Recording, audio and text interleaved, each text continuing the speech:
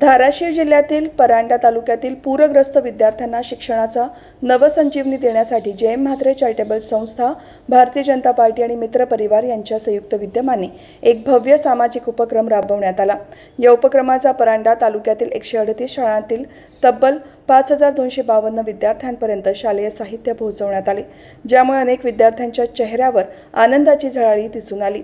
या मोहिमेत पनवेल, उरण आणि खालापूर येथील समाज बांधवांचा सक्रिय सहभाग लाभला। त्यांच्या अथक प्रयत्नांमुळे हा उपक्रम आणखी व्यापक आणि परिणामकारक ठरला। स्वयंसेवकांनी पूरग्रस्त भागात जाऊन विद्यार्थ्यांना वह्या, पुस्तके, पिशव्या तसेच अन्य आवश्यक शैक्षणिक साहित्याचे वाटप केले।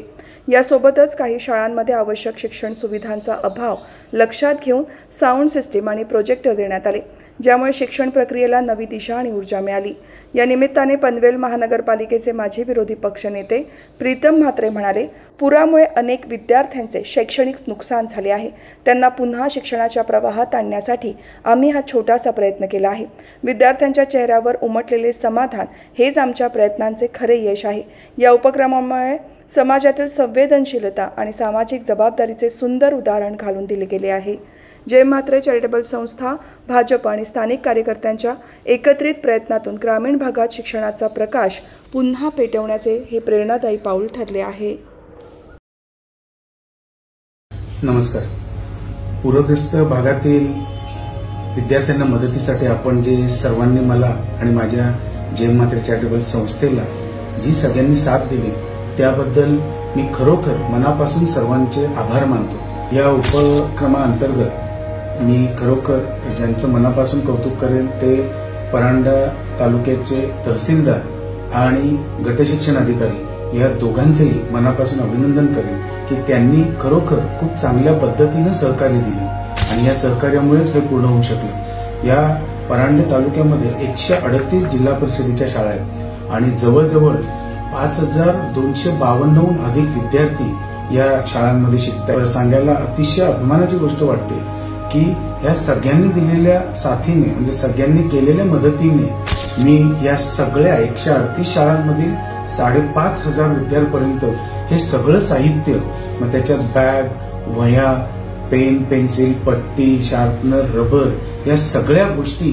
आपण पूर्ण देऊ शकलो। आणि मला एक सांगावं लागेल की याच्यासाठी माझे सर्व सहकारी मित्र त्याच्यात आणि आपल्या भाजपातील सगळे सहकारी यांनी सगळ्यांनी अतिशय चांगली मदत केली। म्हणजे तुम्हाला सांगेन की इथे आपल्या वह्या आल्या शॉपमधनं की इथे सेपरेट करणं, त्यांना व्यवस्थितरित्या लावणं, नंतर त्या बॅगमध्ये भरणं आणि नंतर पेन, पेन्सिल, पट्टी, शार्पनर, रबर हे सगळं एका बॅगेत पॅक करणं, इथून या सगळ्यांची मदत ते तिथे ट्रॅव्हलिंग करून तिथे पोहोचवण्यापर्यंत आणि व्यवस्थित पोहोचवण्यापर्यंत ही मदत माझ्या सर्व सहकाऱ्यांची, जयम म्हात्रे चॅरिटेबल संस्थेच्या सदस्यांची आणि भारतीय जनता पार्टीतील माझे सहकारी या सगळ्यांची मदत याच्यात मला लाभली। आणि मी तुम्हाला एकच सांगेन, ज्यांनी ज्यांनी याच्यात मदत केली खरोखर त्या सगळ्यांचे मी मनापासून कौतुक करतो, कारण कुठेतरी शिक्षणापासून कोणी वंचित राहू नये हा एकमेव हेतू माझ्या जयम म्हात्रे चॅरिटेबल संस्थेचा आणि माझा वैयक्तिक राहिलेला आहे। त्याच्यामुळेच कदाचित हे सगळं पूर्ण होऊ शकलं।